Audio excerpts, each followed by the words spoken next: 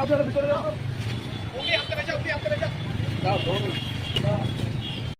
Party অফিসে গিয়ে পতাকাটা যথাস্থানে রাখবেন, অন্য কোনো পার্টির অফিসের সামনে পতাকা রাখবেন। মোবাইল নিয়ে কি করছেন?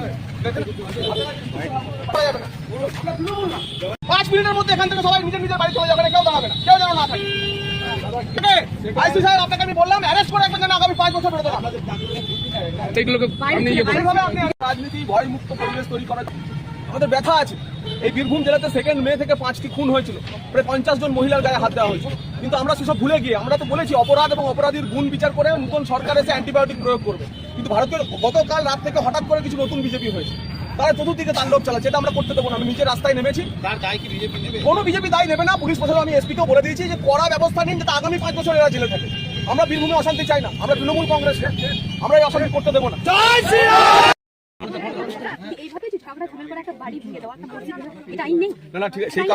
আমি জল নিতে এসেছি সকালে, দেখুন সেই কারণে সব শুনেই যে মুহূর্তে শুনেছি সঙ্গে সঙ্গে আমি হাজির হয়েছি।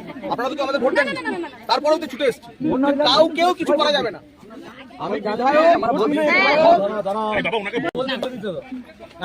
একটা জিনিস মন থেকে বার করে দিতে হবে যে তৃণমূল কংগ্রেসের ক্ষমতায় নেই, এটা মাথা থেকে বের করে দিতে হবে। বেরিয়ে গেছে তো?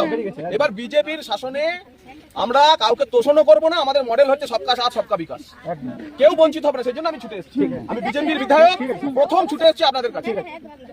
হ্যাঁ, যা হয়েছে অন্যায় হয়েছে, যারা করেছে আমি ক্ষমা চাইছি।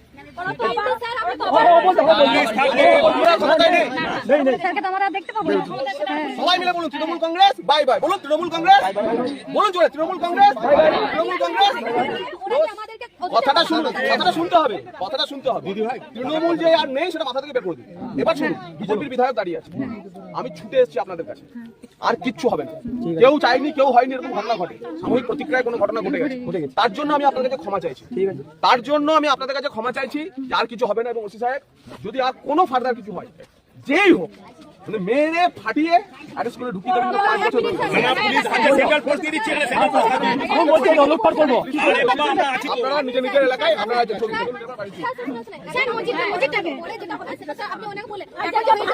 সেটার জন্য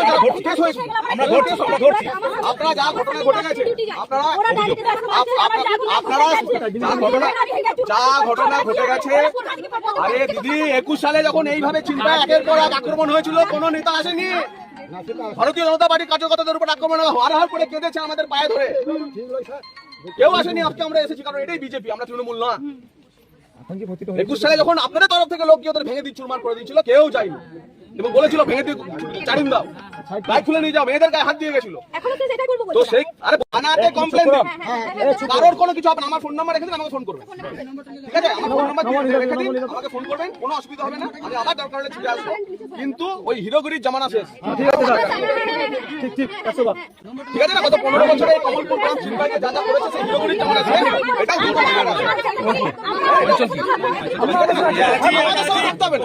আমাদের সঙ্গে থাকতে হবে না। আপনার ইচ্ছে মতো, এটাই তৃণমূলের সঙ্গে আমাদের বিজেপি পার্থক্য। যা ইচ্ছে মতো সেই পার্টি করবেন না, কোনো অসুবিধা নেই। কিন্তু হিরোগিরি আর করা যাবে না, হিরোগিরি আর করা যাবে না। এই যে ঘটনা ঘটেছে সেই ঘটনায় আমরা কমপ্লেন দিই, যা ঘটনা হয়েছে একজন কমপ্লেন করবেন, সবার ঘটনা দিই।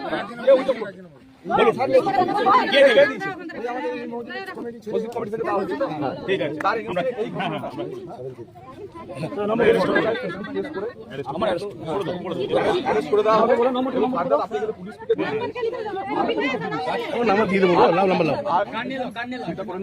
আমি আছি, আছি, সরাসরি ফোন করবেন যতবার কোনো একটা জিনিস প্রতিক্রিয়া হয়ে যেতে পারে।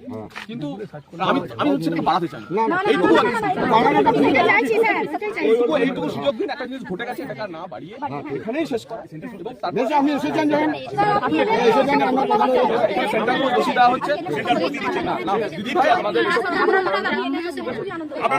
আবার একটা কথা স্পষ্টভাবে শুনুন, আপনাদের কাউকে যে বলছেন আমাদের সঙ্গে চলে আসবো, নিজের মনের ইচ্ছায় যে রাজনীতি করতে ইচ্ছে হবে সেই রাজনীতি করবেন, সেই রাজনীতি করবেন।